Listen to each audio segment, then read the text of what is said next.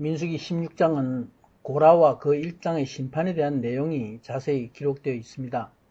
고라가 모세와 아론을 대적했고 그 일당인 다단과 아비람이 모세를 원망하며 비방합니다. 이에 모세는 고라에게 그와 함께하는 250명의 족장들로 향로와 향을 가지고 성막 앞으로 나오게 합니다. 저들이 아침에 회중과 함께 하나님 앞에 나왔습니다. 저들이 모세와 아론을 대적할 때에 하나님이 진노하심으로 회중을 멸하려 하십니다. 이때 모세가 중보함으로 저들이 죽음을 면하게 됩니다. 오늘 본문에서는 고라의 장막에 땅이 갈라져서 저들이 산채로 땅에 묻히고 또 하늘에서 불이 내려와서 고라와 250명의 족장들이 불로 살라져 멸망한 내용입니다. 이제 하나님은 23절에 모세에게 명하십니다. 백성들로 고라와 다단과 아비람의 장막 사면에서 떠나게 합니다. 그 이유는 심판의 대상이 된 악한 저들로부터 백성들을 분리하기 위해서입니다. 이것은 백성들을 보호하기 위해서입니다. 여기서 장막은 백성들이 거주하는 천막입니다. 모세가 일어나서 다단과 아비람에게 갈 때에 이스라엘 장로들이 쫓았다 말씀합니다. 이스라엘 장로들은 모세와 택해서 세운 민수기 11장의 70인 장로들 중에서 모세와 함께한 지도자들일 것입니다. 모세가 성막에 가까운 고라의 장막에 먼저 가지 않은 것은 고라의 자녀들이 가담하지 않았기 때문인 것입니다. 민수기 26장 11절에 고라의 아들들이 죽지 않았다 증거하고 있습니다. 고라의 아들들의 후손은 고라 자손의 노래를 이렇게 묶어서 시편에 많이 남기고 있습니다.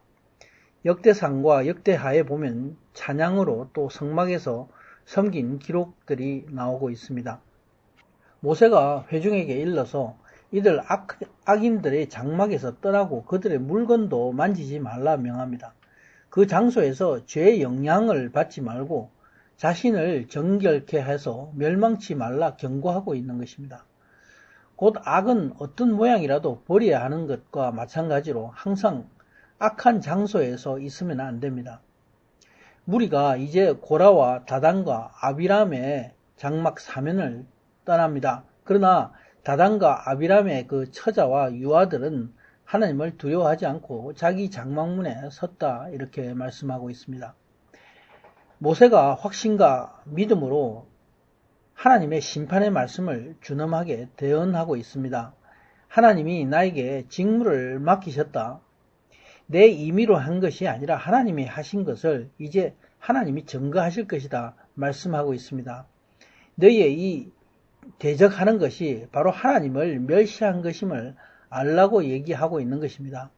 곧 너희가 죽게 되는 것이 보통 사람이 죽거나 징계를 받는 것과 같다면은 하나님이 나를 보낸 것이 아니고 그러나 하나님이 새 일을 행하심으로 땅이 갈라져서 이 사람들과 모든 소속이 삼키워서 산채로 음부에 빠지게 하시면은 하나님이 나를 보낸 것이다 선포하고 있습니다.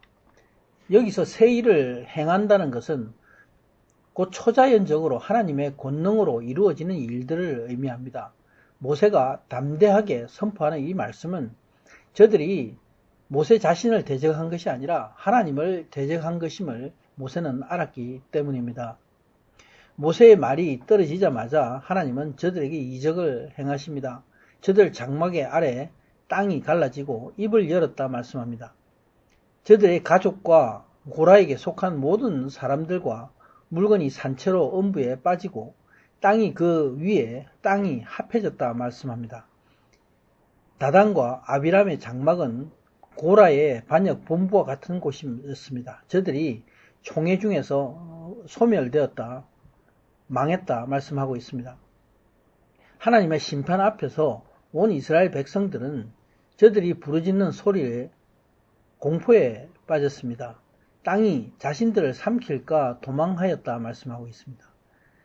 또 이와 동시에 하나님의 불이 분향하는 250인을 향해서 한꺼번에 저들을 소멸했습니다. 이런 이적은 하나님의 초자연적인 사역입니다. 이스라엘 백성들은 광야에서 이런 이적들을 많이 경험했습니다. 그런데 이런 이스라엘 백성들이 어떻게 하나님을 두려워하지 않고 불평하며 하나님께 범죄하고 담대하게 하나님을 대적한 것입니다. 오늘날 많은 믿는 사람들이 하나님을 경외하고 또 성령의 많은 경험들을 갖고 있다고 하지만 하나님께 순종하지 않는 것과 똑같습니다. 하나님의 말씀을 읽지 않고 하나님의 말씀을 순종하지 않고 기도하지 않습니다. 교회의 많은 지도자들도 오늘날 미혹이 되어서 하나님을 경외하지 않습니다. 하나님은 이전과 똑같이 오늘도 살아 역사하십니다. 그러나 여전히 많은 사람들이 강야와 같은 어둠 가운데 방황하게 되는 것은 바로 악한 마귀와 미혹의 영들이 이렇게 믿음의 사람들을 미혹하기 때문입니다. 오늘 나에게 이 어둠의 영들이 역사하는 것을 영으로 알게 하시고 또 그것을 보기를 원합니다. 오늘 하루도 예수 이름으로 승리하는 자 되기를 소원합니다. 아멘.